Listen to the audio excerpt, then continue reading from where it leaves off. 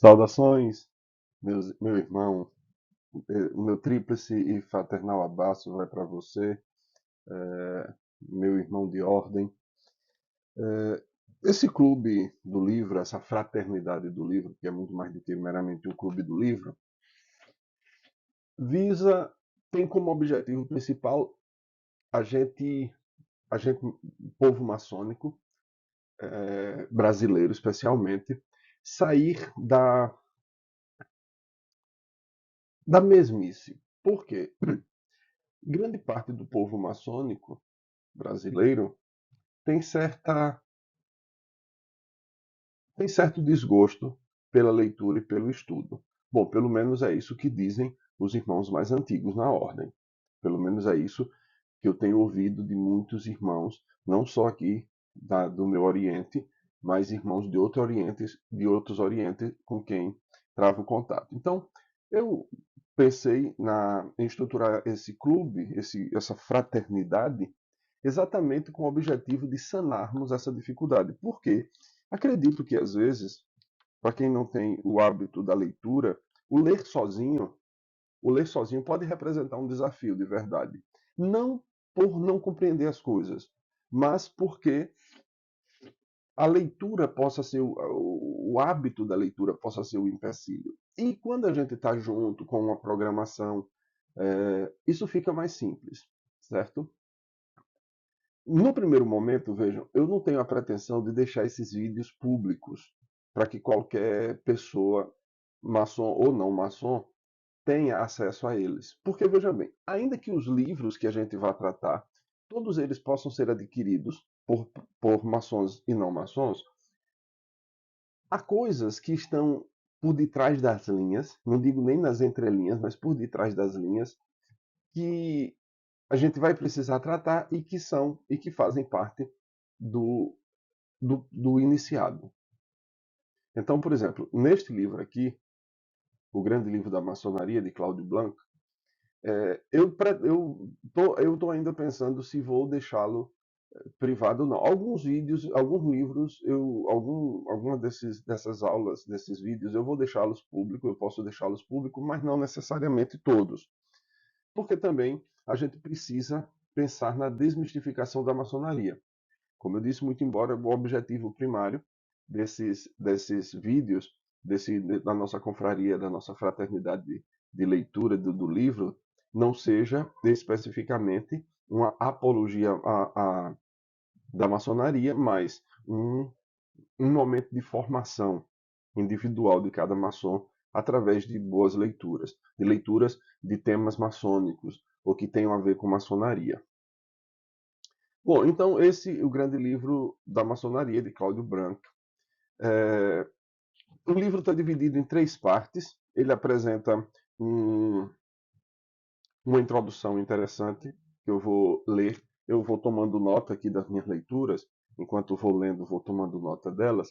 E eu vou proceder à leitura do que eu escrevi, algumas observações. Então, na introdução, ele divide em alguns subtítulos ou subtópicos, e aí eu vou passar de subtópico por subtópico. Então, o primeiro deles foram chamava-se os pedreiros livres, que de fato franc maçon em francês significa pedreiro livre. As organizações de pedreiro da antiguidade buscavam valorizar e aprimorar o ser humano acima de tudo. Então vejam qual era o grande objetivo: valorizar e aprimorar o ser humano acima de tudo. Desde o surgimento da civilização, as corporações de construtores estavam ligadas às religiões e à nobreza. Os construtores adquiriram conhecimentos técnicos que eram mais valiosos que as riquezas. O objetivo era transformar a natureza em prol da humanidade. Aqui é uma citação, está lá na página 5 do livro, pelo menos da versão que eu usei, que é uma versão no Kindle. Eu não sei na versão física, quem a esteja usando, eu não sei qual vai estar a página. Então, por isso, eu não vou fazer referências às citações, nada. Nem as minhas inserções, as observações que eu vou fazer. Então, quem lê o livro, vai entender quando eu estou falando de minha parte, introduzindo alguma coisa, explicando alguma coisa, do que. E quem não leu vai entender o livro, mas também não vai poder distinguir o que é de minha parte e o que é da parte do autor. Vejam, a gente não pode pegar um livro maçônico simplesmente e bebê-lo como se fosse uma Bíblia. Na maçonaria a gente não tem um papa, a gente não tem dogmas, exatamente porque nós somos livres pensadores. A gente pode pegar as doutrinas que encontramos nos materiais e comparar isso com o que a gente pratica nos nossos rituais. Então, eu, por exemplo, eu sou do rito escocês antigo e aceito, vou estudando e praticando a doutrina do meu rito. E quando eu vou estudando maçonaria, eu vou pensando na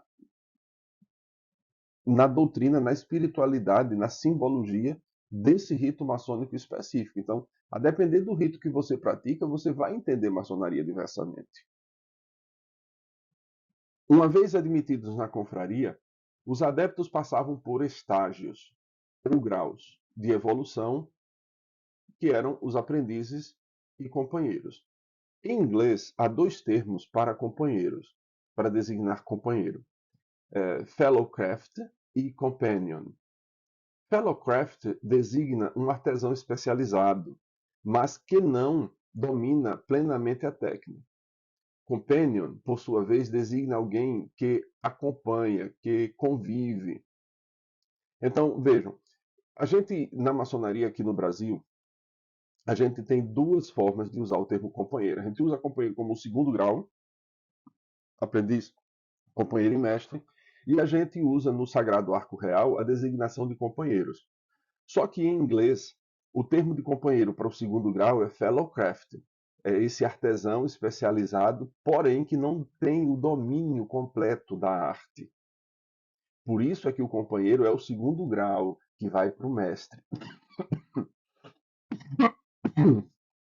No Sagrado Arco Real, a gente se trata de companheiro, porque ali a gente tem uma convivência. Por isso, essa é a diferença. Então, quando vocês ouvirem quem foi admitido no Sagrado Arco Real, entenda que o termo companheiro lá é diferente do termo companheiro, embora em português usemos a mesma palavra. Na origem, são duas palavras distintas que designam aspectos diferentes do iniciado. Sendo o homem o ponto focal da maçonaria, porque lembre-se que ela busca valorizar e aprimorar o ser humano. Sendo o homem o ponto focal da maçonaria, esta busca os meios para que a humanidade seja feliz. Para entender o universo, é preciso o conhecimento de matemática e geometria, como preconizado no grau 2. De fato, por exemplo, nas ordens pitagóricas, eu tenho para mim que eu tomei nota disso, Pitágoras não admitia ninguém na sua ordem de mistério que não soubesse, que não fosse versado em geometria.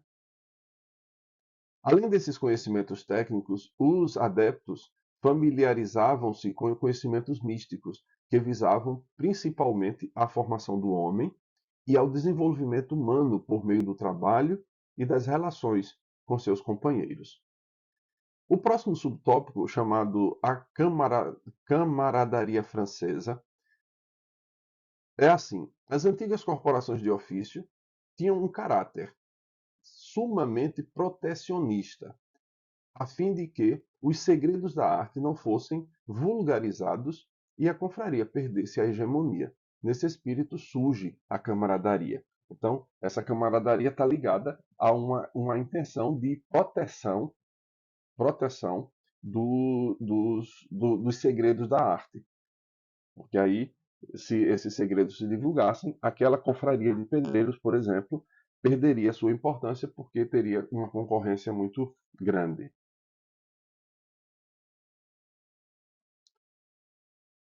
O próximo subtópico: aprendizes, companheiros e mestres. Esses três graus manifestam a evolução dos adeptos nos trabalhos da arte. Os mestres eram iluminados, pois eram inspirados por uma luz divina. Não eram somente profissionais especializados. Aqui a gente termina a primeira parte, e a primeira parte não, a introdução, e a gente vai começar a segunda Então a gente vai começar a segunda parte, chamada A Maçonaria e a Democracia. Então a gente vê aqui que, de alguma maneira, os princípios maçônicos vão inspirar os estados. O capítulo 1, no livro, não há essa divisão de capítulos. Eu botei a divisão só para me orientar melhor. Eles têm simplesmente parte 1, aí tem alguns registros maçônicos. Então eu chamei isso de capítulo 1.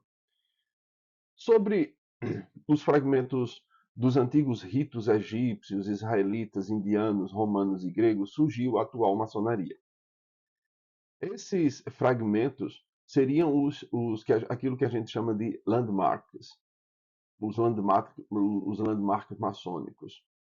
Entende-se por landmark os princípios que existiam em tempos imemoriais, escritos ou orais, que se identificam com a forma e a essência da maçonaria. A disciplina de conduta está expresso naquilo que chamamos de Old Charges. Dentro dessa parte, há, como havia na introdução, alguns subtópicos. E o primeiro é o chamado Manuscrito de Halliwell. É um manuscrito do século XIV ou XV, considerado o mais antigo texto da maçonaria, e atesta que os modernos maçons são herdeiros das tradições de relacionamento profissional e humano estabelecidas pelas organizações de construtores desde a antiguidade. Esse manuscrito de Halliwell é também conhecido como o Poema Régio. Acho que vocês já devem ter ouvido falar dele, né? O próximo subtópico é o manuscrito de Cork. É um documento de 1410 que aponta para práticas trabalhistas com base democrática.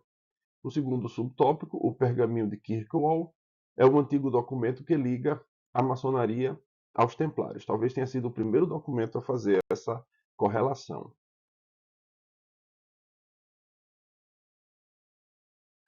O capítulo 2 chama-se Um País Maçônico. Também haverá subtópicos aqui, eu vou me referindo a eles. Desde que surgiu, a maçonaria adotou conceitos e ideias aptos para mudar o mundo e transformar a ordem mundial. A maçonaria e a fundação da América. Os movimentos de independência dos Estados Unidos da América e da América Ibérica nasceram de maçons revolucionários. A herança maçônica. Onde há líderes maçons, o simbolismo maçônico ficará indelevelmente presente e impresso fisicamente em estruturas e monumentos. As teorias das conspirações que veem essa simbologia maçônica presente em prédios, em edifícios, em construções, em organização de cidades, veem nisso as maiores loucuras possíveis. Mas são teorias da conspiração, né? Capítulo 3, as Irmandades de Construtores. A maçonaria operativa no Brasil. Eu não coloquei o resto do... que aqui haveria dois pontos, as Irmandades de Construtores e a maçonaria operativa no Brasil. Então, eu não botei porque ia ficar muito grande. Os construtores que vieram de Portugal para o Brasil no início da povoação, então a gente está falando isso por volta de 1530, 1550, trouxeram a organização e os regulamentos dos construtores medievais. Essa atividade inicia-se a partir de 1530. Olinda e Penedo são fundadas em 1535, só para vocês terem uma ideia. Parece que a Vila de São Vicente, São Paulo, é fundada em 1532. A necessidade de construir vilas, engenhos, fazendas, igrejas e fortes fez virem para o Brasil carpinteiros, pedreiros e entalhadores. Os pedreiros trouxeram as técnicas de construção que eram transmitidas oralmente de mestres a seus aprendizes, adaptando as técnicas às realidades sociais, econômicas e materiais da nova terra. As corporações eram associações de profissionais autorizadas por lei, formadas por homens livres, com o objetivo de ajudarem-se mutuamente. Tratavam-se como irmãos, contribuindo com taxas para necessidades e manutenção da organização. Irmandades dos Oficiais Construtores. Os profissionais organizavam-se em irmandades, que favoreciam camaradagem e estudo. Essas irmandades eram forças auxiliares do Estado português, mas buscavam seus interesses particulares. As condições para ingresso eram definidas pelas próprias irmandades através dos irmãos. Cada irmandade tinha um santo patrono. A Irmandade de São José de Ribamar do Recife. Era uma irmandade de mestres carpinteiros, pedreiros, marceneiros e tanoeiros. Tanoeiros são aqueles que fazem barris. Aqueles barris de colocar uísque, vinho, do Recife colonial. Cada grupo afim reunia-se numa igreja própria para deliberar sobre questões do ofício e problemas relacionados com a vida privada dos associados, enterros, empréstimos, etc. Esteve envolvida com a Revolução de 1817, que estabeleceu uma república no Recife, mas foi desbaratada pelas tropas da coroa. Capítulo 4. A maçonaria e a independência do Brasil. Os maçons estiveram presentes nos processos de independência das Américas. O Brasil não ficou de fora. Houve muitos movimentos revolucionários no Brasil. A Inconfidência Mineira era, ao que parece, capitaneada por maçons. O autor do livro dá uma informação um tanto polêmica, qual seja, sabe-se com certeza que Tiradentes era maçom. Na verdade, essa certeza não é tão certa assim não, viu? Essa informação carece de comprovação documental, de modo que é mais uma especulação que uma certeza. Segundo o autor, até o traidor da Revolução, Joaquim Silvério dos Reis, seria maçom. No início, a maçonaria brasileira contava com forte presença de membros do clero, apesar das excomunhões. Também a Revolução Pernambucana, de 1817, tinha forte presença de maçons da Irmandade de São José do Ribamar, no Recife. Por conta disso, a maçonaria foi duramente perseguida, sendo proibida de funcionar. Em 1821, Dom João retorna a Portugal, deixando Dom Pedro como príncipe regente. A maçonaria articulou, por sua capilaridade, através das lojas, a permanência de Dom Pedro no Brasil, por medo de que, se ele voltasse para Portugal, a situação do Brasil regredisse para o período anterior a 1815. 1815 é quando o Brasil foi elevado à categoria de Reino Unido. Em 9 de janeiro de 1822, o príncipe regente desobedece formalmente à ordem da coroa de regressar a Portugal. Foi o dia do fico. Disse que a independência foi planejada nos seios das lojas. Capítulo 5. As perseguições. Como a maçonaria, através dos maçons, estava envolvida nas revoluções dos séculos XVIII e XIX, as autoridades monárquicas e eclesiásticas reagiram imediatamente à ameaça da maçonaria, rotulando-a como herética e satânica. Dessa forma, a maçonaria passa a ser perseguida nas Américas.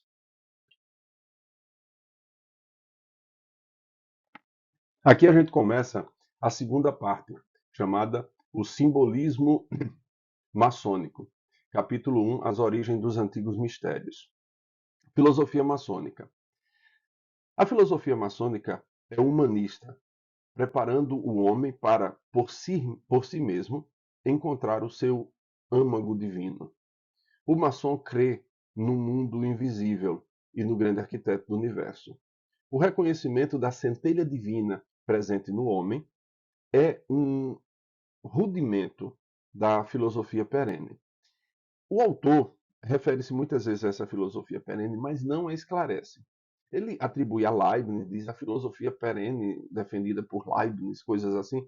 Mas vamos entender o que é a filosofia perene. É uma ideia de que existe um núcleo de verdades universais e atemporais sobre a realidade, o ser humano e o divino, presente, que todas essas ideias, esse núcleo, está presente em várias tradições filosóficas e religiosas. Não é uma doutrina, mas uma hipótese interpretativa. Por trás da diversidade de culturas, haveria uma unidade metafísica. A filosofia perene sustenta três teses principais. A primeira, existe uma realidade última, Deus, o absoluto, o uno, o todo.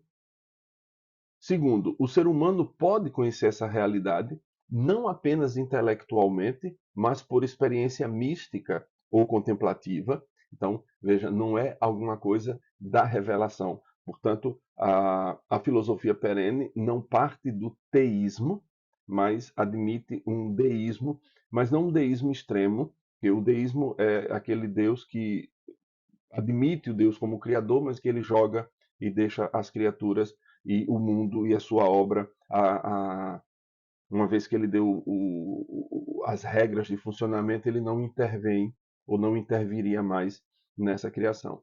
Então, vê que essa filosofia perene não é deísta no sentido extremo. E terceira tese, as grandes tradições, como Platão, os Vedanta, o judaísmo, o cristianismo, o islamismo, etc., expressam essa mesma verdade, embora com símbolos diferentes. Suas características são, primeiro, a unidade na diversidade. As religiões não são essencialmente contraditórias, só se expressam em linguagens e símbolos diferentes. Segundo, hierarquia da realidade. O mundo metafísico espiritual é superior ao mundo físico ou material. Lembra aquilo que está nas constituições, né? A maçonaria pugna pela prevalência do espírito sobre a matéria. E terceiro, a centralidade do absoluto. Dele tudo deriva e a ele tudo retorna. Os mistérios da antiguidade, primórdios da maçonaria. A maçonaria abriu das fontes místicas que a precederam, inclusive dos mistérios gregos e a tradição hermética. Num livro chamado Kybalion, estão apresentados os 7 princípios herméticos. Primeiro é o princípio do mentalismo, o todo é mente e o universo é mental. O segundo princípio hermético é o princípio da correspondência, tudo que está em cima é como o que está embaixo.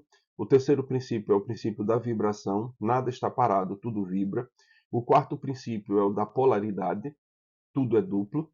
O quinto é o princípio do ritmo, tudo está em fluxo e refluxo. O sexto é o princípio de causa e efeito, autoexplicativo. E o último, o sétimo princípio, é o princípio do gênero. Tudo é masculino e feminino. Veja bem, gênero aqui não está relacionado com o sexo. Gênero aqui é como é uma expressão do princípio da polaridade. Só que o que é masculino e feminino é que tudo é positivo e negativo, tudo é ativo e passivo. Aquela figura do yin e do yang. No capítulo 2 dessa segunda parte, chama-se As Sociedades Secretas. São associações de caráter iniciático que ajudam no progresso da humanidade. Trata o autor dos gnósticos, dos pitagóricos e dos templários. Vamos lá, uma por uma. Os pitagóricos.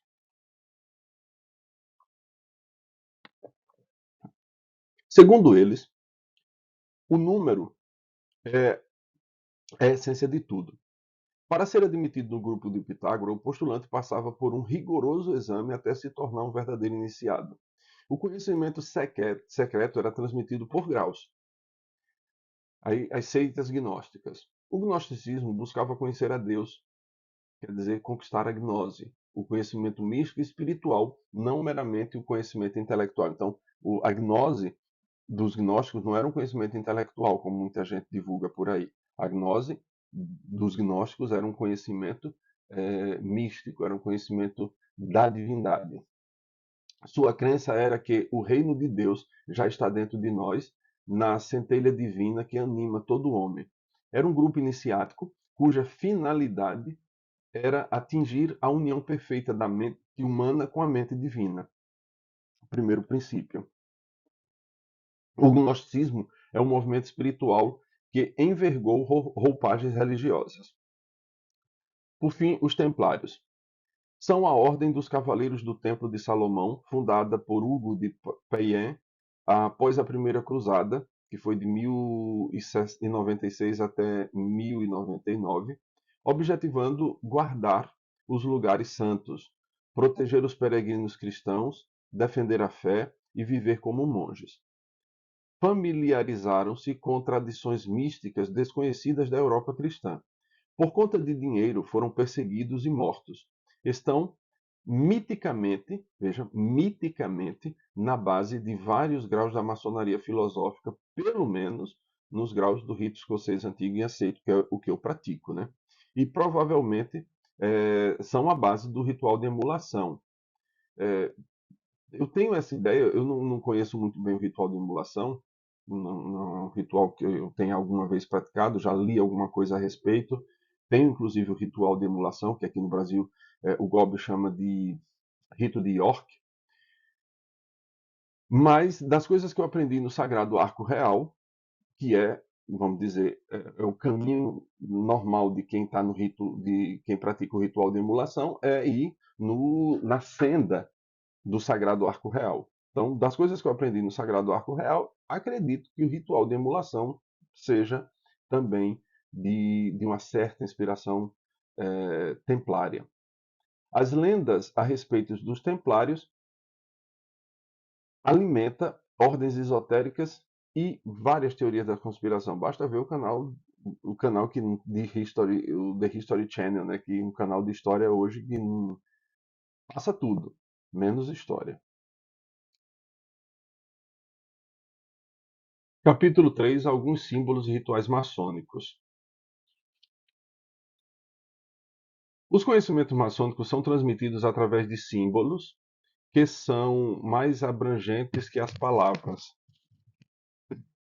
Eles constituem uma gramática temporal. Na maçonaria, há dois grupos de símbolos. Os símbolos simples, que expressam uma só ideia, como, por exemplo, o prumo é símbolo da retidão. E os símbolos ritualísticos são desenvolvidos nas cerimônias, o descalçamento, assim como a ambulação, o rito de aceitação, etc. Pelo bem, alguns desses ritos, que ele chama de ritos, eu acredito que fazem parte de um ritual, são partes de um ritual, não ritos específicos. Há um livro interessante que eu gostaria de indicar ao irmão que tenha já algum fôlego de leitura, que seria esse livrinho aqui, chamado de A Simbólica Maçônica, o Tratado de Simbólica do nosso irmão, saudoso irmão Mário Ferreira dos Santos. Mário Ferreira dos Santos foi um grande filósofo brasileiro e era maçom e escreveu esse livrinho aqui. Livrinho não, um tratado. Então, quem tem a fôlego, eu não sei se esse livro, esse aqui eu imprimi e fiz a encadernação dele. Então, é um material, eu imprimi assim pequenininho porque é fácil de levar para todo canto e dá para ler com tranquilidade. É um livro que precisa ser lido e relido, visitado e revisitado algumas vezes, porque é de profundidade muito grande. Eu não sei se esse seria um livro para agora, para a nossa fraternidade do livro, porque eu suponho que alguns irmãos estão se acostumando ou se reacostumando com o hábito da leitura. Então, não será um livro para a gente ver por agora. A gente vai lendo livros mais simples para nos acostumarmos a ver nas entrelinhas e nos detrás das linhas, para poder irmos para um livro mais de um peso, de uma profundidade como esse do nosso irmão Mário Ferreira dos Santos. Então, o primeiro rito de que ele trata é o chamado rito do descalçamento.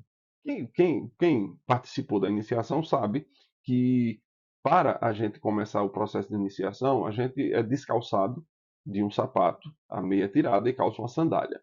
Então, eu não vejo isso como um rito específico, mas como parte do ritual de iniciação, como as outras coisas que apareceram por aqui, mas ele chama isso de rito.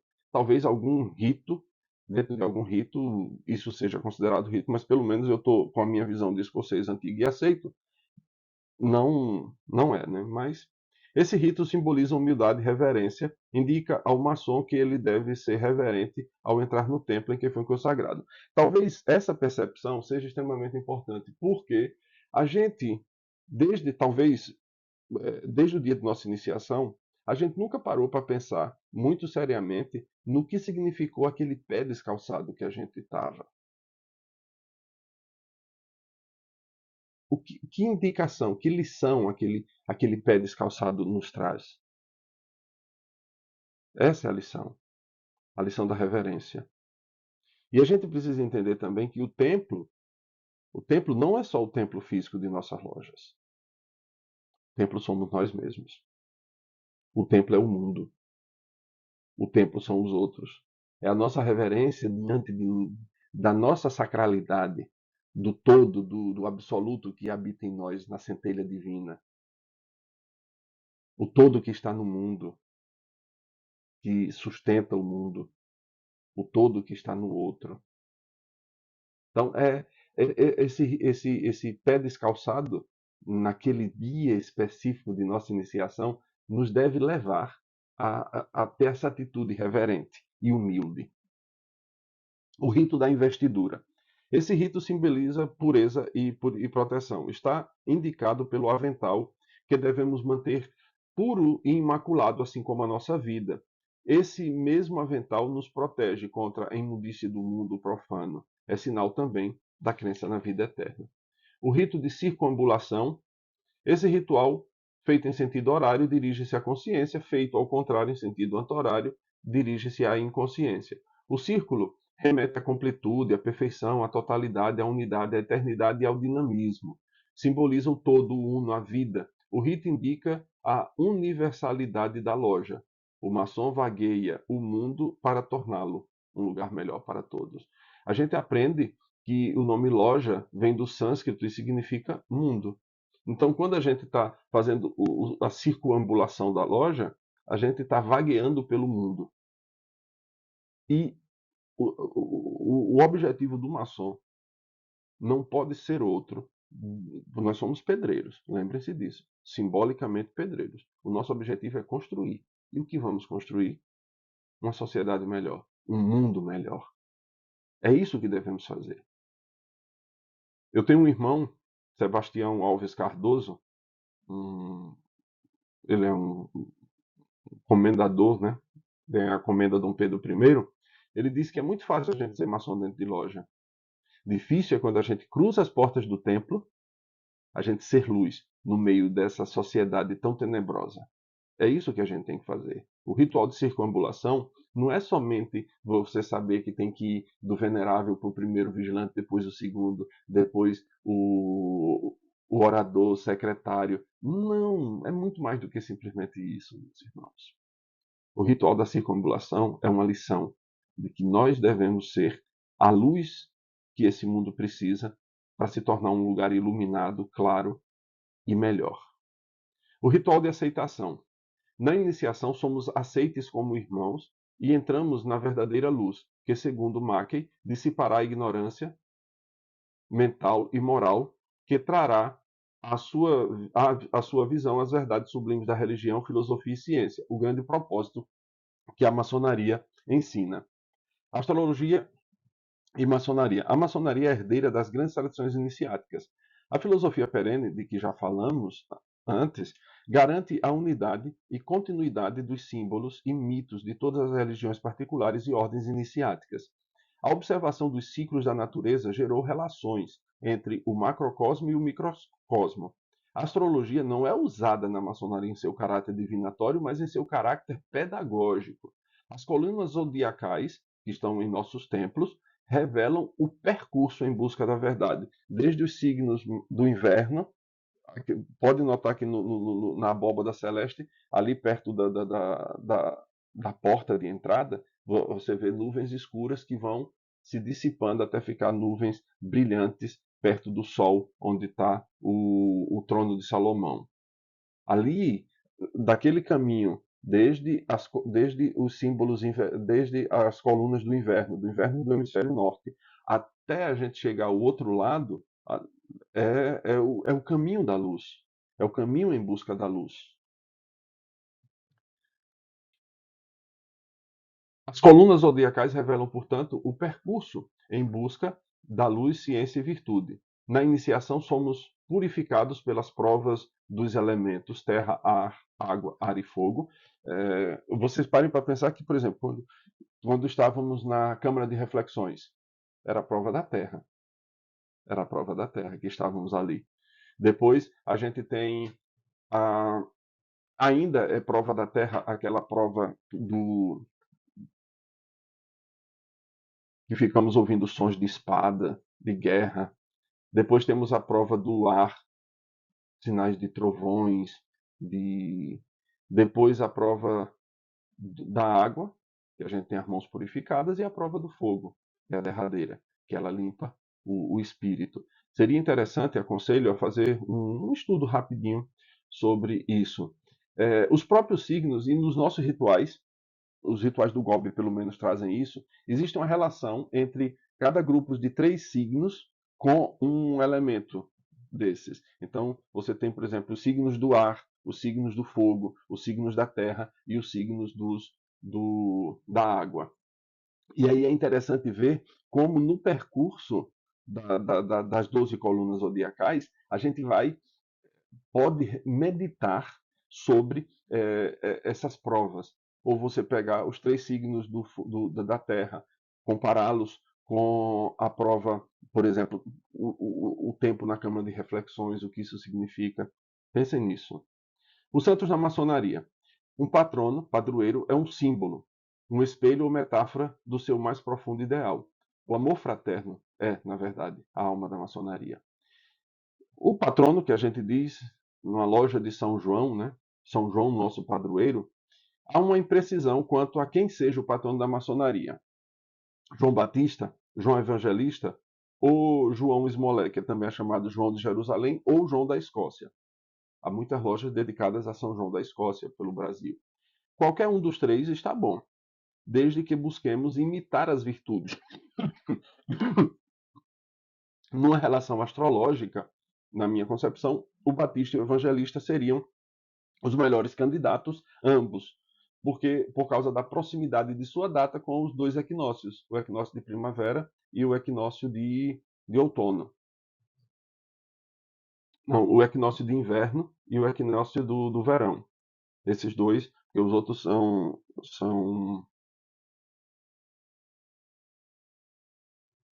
a maçonaria e o Santo Graal. O Santo Graal simboliza o processo humano na busca da evolução da consciência, o casamento sagrado entre o ego e a alma da pessoa.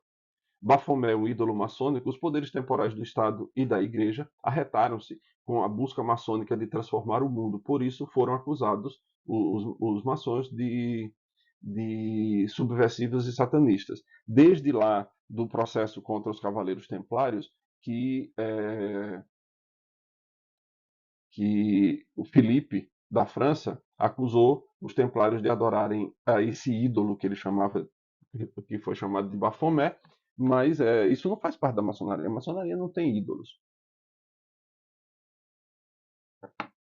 A maçonaria reverencia o grande arquiteto do universo sem representação nenhuma.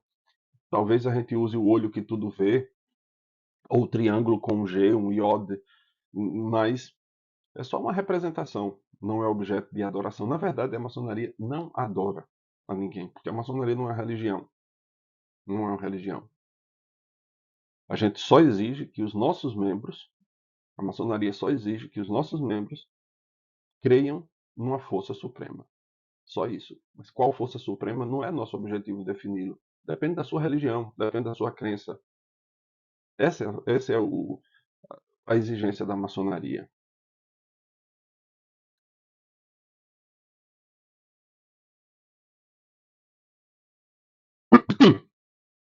Capítulo 4. Lendas maçônicas. A maçonaria investiga a verdade divina através de símbolos, lendas e alegorias. A lenda do terceiro grau. Veja bem, não vou tratar aqui questões específicas da lenda, nem me lembro muito bem se o autor a destrinchou. Vou deixar isso como uma surpresa para os companheiros, para os aprendizes e companheiros, no dia da exaltação, entenderem, perceberem ali. Só digo que naquela lenda, pelo menos para nós que praticamos o rito escocês antigo e aceito, todos os demais graus, todos não, mas grande parte deles, as informações dos graus posteriores estão todas condensadas ali dentro. É muita informação num dia só. A gente sai dali, do dia da exaltação, com a cabeça num turbilhão de imagens, de informações. É um dia ímpar. Essa lenda é tão importante que faz parte dos landmarks. Ela conta o assassínio de Irã Abif, arquiteto do Templo de Salomão. Nas lendas conta-se que ele foi enterrado ou numa loja próxima do templo ou no templo. O simbolismo da lenda diz respeito à imortalidade da alma e do triunfo das virtudes sobre os vícios. Assim, Irã Abif é símbolo da natureza humana. O ensinamento é que o maçom deve renascer, resistindo às tentações através da virtude. O maçom deve refletir sobre a morte. Dessa forma, ele pode evitar os excessos e os riscos desnecessários. A lenda das escadas em espiral. A espiral é um símbolo da força vital e simbolizam o labirinto pelo qual a alma viaja no rumo da eternidade. Segundo o primeiro livro de Reis, capítulo 6, verso 8, através de uma escada em espiral acessava-se a Câmara do Meio. Aqui refere-se mormente ao grau de companheiro maçom e seus estudos sobre a simbologia dos números, os sentidos humanos e as artes liberais, trivium, gramática, lógica e retórica, e quadrivium, aritmética, geometria, música e astronomia. A Câmara do Meio refere-se ao grau de mestre. Nela é possível aproximar-se da verdade. A lenda do ramo de acácia. A maçonaria incorporou elementos de várias tradições de sabedoria, como a gente já viu. Dentre esses elementos há aqueles sobre plantas sagradas, e dentre estas, a acácia sagrada. Seu simbolismo remete à imortalidade e à ressurreição. Capítulo 5. O Templo Maçônico e seus símbolos. O Templo Maçônico é o lugar onde os irmãos se reúnem nas lojas. É retangular, sem janelas, com paredes azuis, cingidos por uma corda emblemática de 81 nós. É uma referência ao Templo de Salomão. O simbolismo do templo remete ao corpo, é o lugar onde Deus habita. No templo não há, no templo há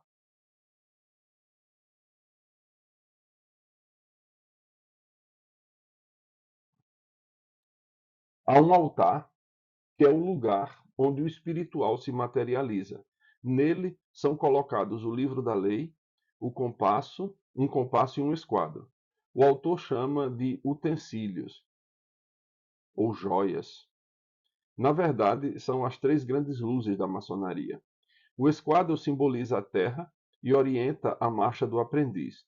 O compasso, servindo para traçar círculos, símbolo do grande arquiteto do universo, é o emblema do grau de mestre, pois o ponto no centro do círculo representa Deus, que está em nós, e nós somos o círculo. Sobre o trono do venerável está um triângulo, onde figura um olho, um G ou um Iod, representação da presença material de Deus. A régua de 24 polegadas representa as horas do dia, e a forma como devemos bem dividi-lo. O pavimento mosaico simboliza a diversidade de homens, ideias, crenças, filosofias. A borda festonada ou orla dentada é a muralha protetora em torno da humanidade, simboliza a cadeia de união. A estrela flamejante evoca o sol, a luz de Deus. Simboliza o homem perfeito em seus 5 aspectos: físico, emocional, mental, intuitivo e espiritual. A corda de 81 nós representa a cadeia de união. É interessante estudar o simbolismo do número 3 e 9, que se relacionam diretamente à corda. Nos templos maçônicos, há 12 colunas correspondendo aos 12 signos do zodíaco. São a base mental da loja. Os signos estão 3 a 3 relacionados aos 4 elementos: terra, água, ar e fogo, e suas respectivas qualidades psíquicas. Áries, Leão e Sagitário são signos do fogo. São intensos, entusiasmados, passionais e líderes. Ação, criatividade e vitalidade fazem parte deles. Touro, Virgem e Capricórnio são signos da Terra, caracterizados por serem práticos, estáveis, pés no chão, focados na segurança e na realização material. Gêmeos, Libra e Aquário são signos do ar, cujas características são serem sociáveis, intelectuais, comunicativos e racionais. Câncer, Escorpião e Peixe são signos da água. caracterizados por serem emocionais, intuitivos, sensíveis e profundos. O teto do templo representa a abóbada celeste, sustentada pelas 12 colunas que simbolizam os maçons, indicando que o iniciado sustenta o universo por sua vida irrepreensível. Agora iniciamos a parte 3, que trata da organização maçônica. Essa será rapidinha, pelo menos eu só identifiquei 2 capítulos, eu não sei se a parte que ele vai tratar do rito escocês antigo e aceito é um capítulo ou uma parte do segundo capítulo, mas eu considerei como sendo uma parte. Capítulo 1, as potências maçônicas. Eu não vou tratar da forma como o autor tratou, vou falar de outro jeito, viu? O autor começa tratando das bases da maçonaria, os landmarks, as old charges e as constituições que regem os ritos da ordem. As lojas simbólicas ou lojas de São João têm o poder de atribuir os graus simbólicos, a saber, aprendiz, companheiro e mestre. Aprendiz. Aqui o candidato aprende a aprender as funções de cada um no novo templo, buscando desenvolver as virtudes e eliminar os vícios. Companheiro. Aqui se exercita a reflexão sobre a importância do trabalho na formação do indivíduo e da humanidade.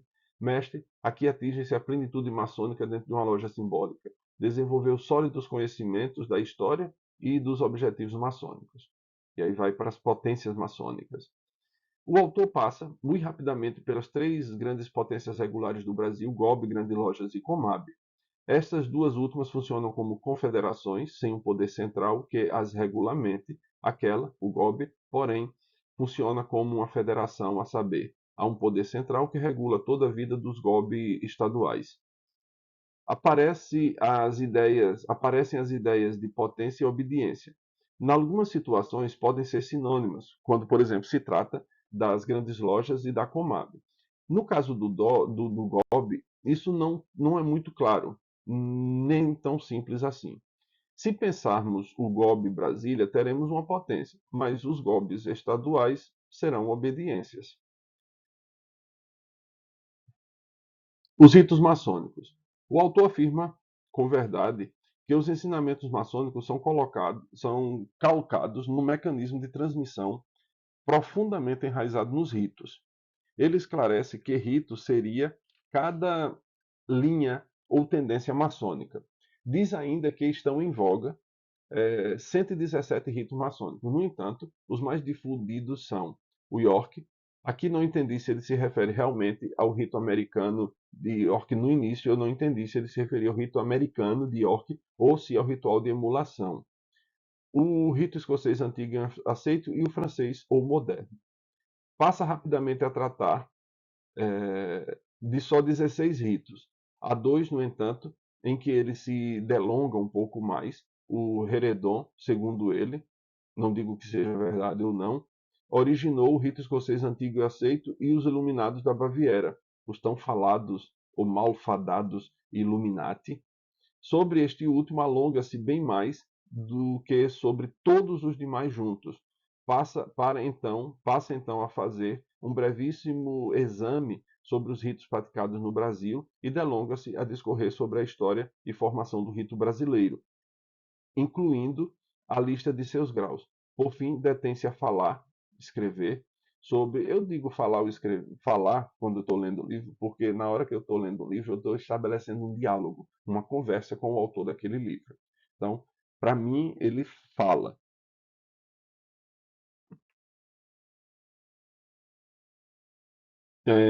Por fim, detém-se a falar sobre o rito escocês antigo e aceito, incluindo aí o papel de Albert Pike para a estrutura atual do rito e seus rituais.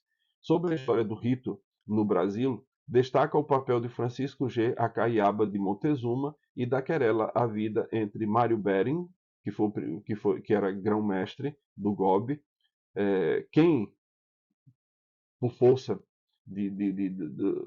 das legislações internacionais, separou o Supremo Conselho e o GOB, que antes estavam espuriamente ligados, e Octávio Kelly, que foi o substituto dele no grão-mestrado do GOB, que não aceitou a separação. O Supremo Conselho de Bering, em 1927, promoveu a criação das grandes lojas no Brasil.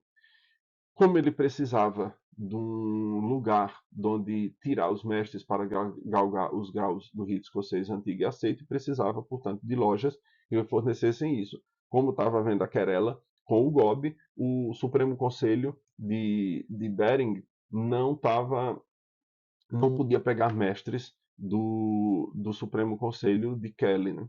E aí, por conta disso, as grandes lojas surgiram. Para mais detalhes sobre essa vergonhosa fase, veja o livro do irmão Ken Ismail, chamado A Maçonaria Brasileira, A História Ocultada. Isso está lá nos volumes 1 e 2. São 2 volumes. Segue o autor apresentando um mini dicionário do risco escocês, sobre o qual só posso dizer que era melhor não ter sido escrito. Pense em um dicionário ruim. Conclui com algumas considerações pessoais sobre a maçonaria em nosso tempo, fazendo algumas observações interessantes.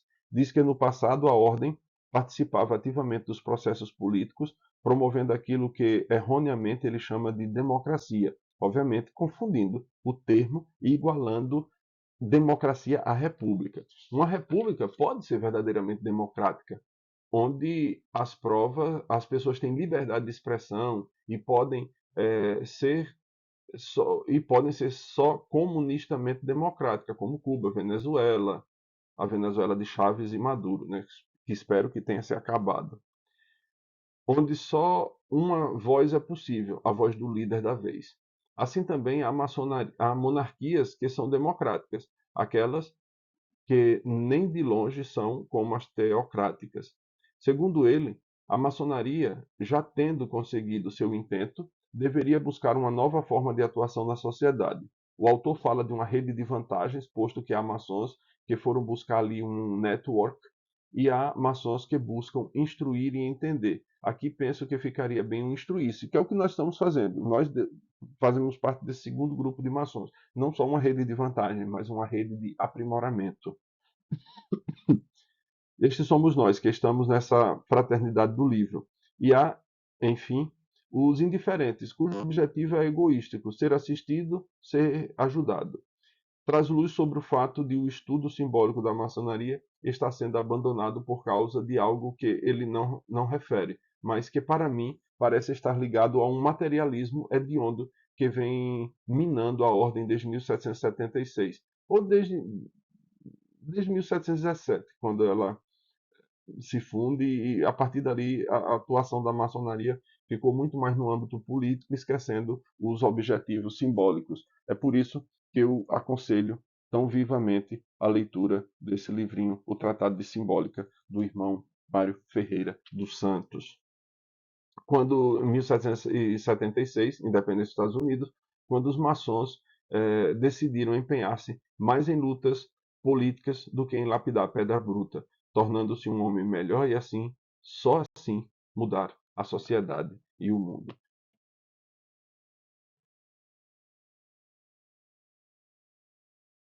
E aí a gente conclui essa parte, né, desse livro, esse primeiro livro, essa primeira leitura, considerando o seguinte: o nosso saber maçônico ele tem que ser um grande objetivo, na verdade. Não é para aparecer. Não é esse o nosso objetivo. O nosso conhecimento maçônico tem que nos levar a isso que eu disse antes, ao nosso lapidar da pedra bruta. Eu não posso, eu não quero fazer uma revolução na maçonaria, mudá-la por completo. Não, vamos mudando a gente, vamos nos adaptando aos ensinamentos que a maçonaria nos ensina. E só assim a gente vai se tornando um homem melhor, um pai melhor, um marido melhor, um vizinho melhor. Para quem acredite na política, um político melhor. É importante a gente termos maçons na política. Até hoje, o que me parece é que nós tivemos políticos que entram na maçonaria para fazer parte daquela rede de vantagens. E a gente tem dado muita perna para esses indivíduos. Eu tenho, por exemplo, aqui no meu Oriente, tem alguns políticos que são maçons, são iniciados, mas que eu não tenho coragem de votar neles. Não tenho coragem porque eu não vejo nele maçons de verdade. Eu vejo políticos que estão vestindo avental, mas não homens de avental que entraram na política para transformar o mundo. são simplesmente, são simplesmente corruptores que entram na ordem para miná-la, para destruí-la por dentro. Infelizmente. São esses os. A grande maioria dos maçons que tem entrado na política, na verdade, são políticos que entraram para a maçonaria para que a gente seja iludido com o novo e votemos nele. Ah, é nosso irmão maçom. Espera aí, olha a vida dele, olhe que pautas ele defende, olhe quem ele apoia. Ele é só maçom ou ele está de acordo com os princípios maçônicos? Fica a reflexão. A gente se vê no próximo livro.